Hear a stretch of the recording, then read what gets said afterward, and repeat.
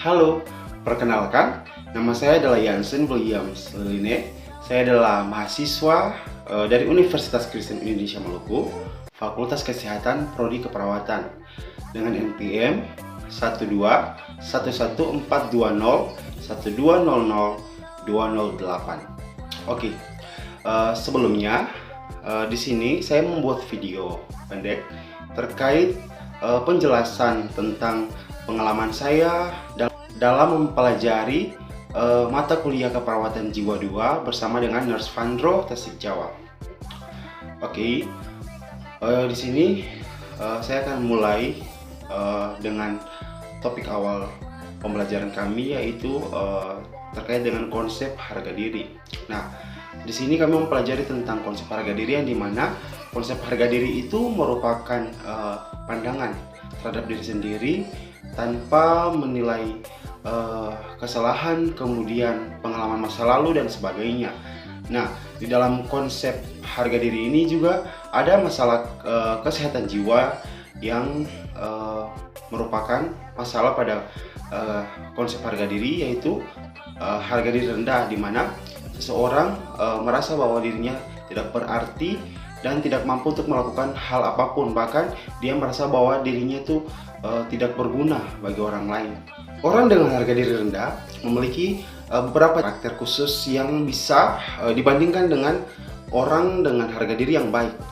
Oke, yang pertama adalah orang dengan harga diri rendah adalah orang dengan tipikal yang mudah tersinggung dengan perkataan orang lain, kemudian susah untuk berinteraksi dengan orang lain, kemudian cepat merasa malu, kemudian jarang berbicara.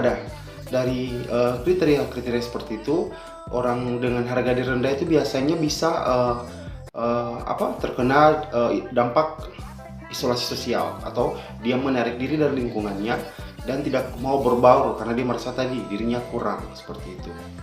Yang berikut kami juga mempelajari terkait dengan materi waham. Nah, waham di sini ini yang saya ketahui dari penjelasan Nurse Fandro, waham adalah sebuah gangguan persepsi yang mempengaruhi sebuah keyakinan. Jadi hal-hal yang dianggap realitas namun tidak sesuai dengan realitas, atau tidak sesuai dengan apa yang terjadi.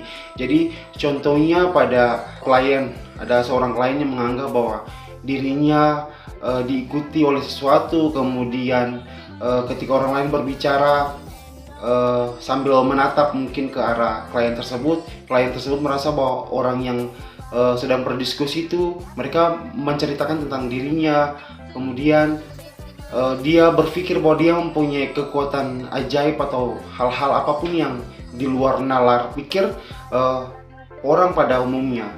Kemudian kami juga mempelajari terkait dengan materi risiko bunuh diri. Nah, dari materi ini yang saya tangkap dari penjelasan Nurse Fandro adalah di mana seseorang berusaha untuk mengakhiri kehidupannya dengan membunuh dirinya sendiri.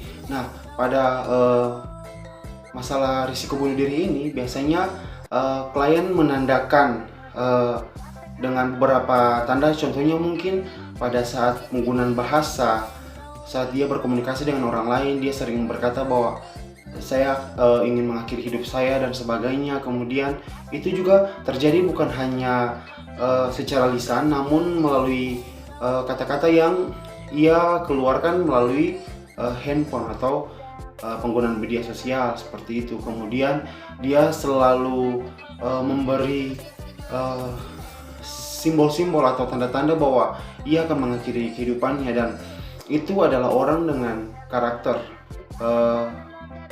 risiko bunuh diri. Kemudian kami juga mempelajari terkait materi defisit perawatan diri, di mana seseorang tidak mampu untuk memenuhi kebutuhannya secara mandiri. Nah, defisit perawatan diri ini seperti klien tidak mampu untuk melakukan personal hygiene atau mandi secara sendiri atau mandiri, memenuhi kebutuhan makan secara mandiri dan sebagainya. Tak hanya itu, masalah-masalah kesehatan jiwa yang kami dapati dalam bentuk materi dari Fandro juga kami diajarkan terkait dengan cara penanganan masalah-masalah kesehatan jiwa tersebut, yang tersusun atau terdiri dari beberapa SP atau strategi pelaksanaan. Misalnya SP1, 2, 3, dan 4, di mana pada 4 SP itu kita melakukan orientasi dengan cara berinteraksi dengan klien, kemudian kita menceritakan atau mengajak klien berbicara tentang masalah yang dialami, kemudian kita mengajarkan klien juga untuk cara menghardik atau mengatasi masalah yang dialami seperti apa dengan cara yang lebih efektif, sehingga itu juga dapat memberikan kenyamanan kepada klien dan tidak menimbulkan dampak negatif bagi kesehatan mental klien. Kemudian mengevaluasi intervensi yang kami berikan apakah efektif atau berhasil tidak bagi klien, dan bagaimana perasaan klien ketika melakukan intervensi tersebut.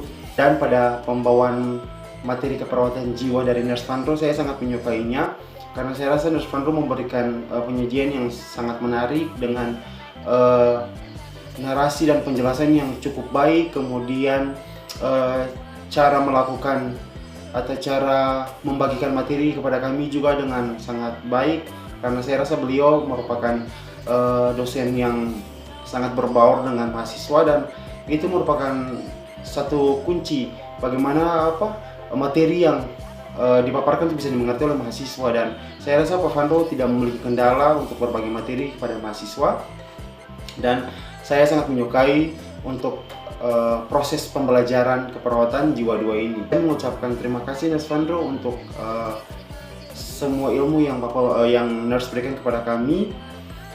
Saya harap ilmu yang diberikan dapat bermanfaat bagi kami untuk menempuh masa depan kami selanjutnya, sehingga kami juga bisa menghasilkan sesuatu yang baik. Ya, sekian dari saya, terima kasih.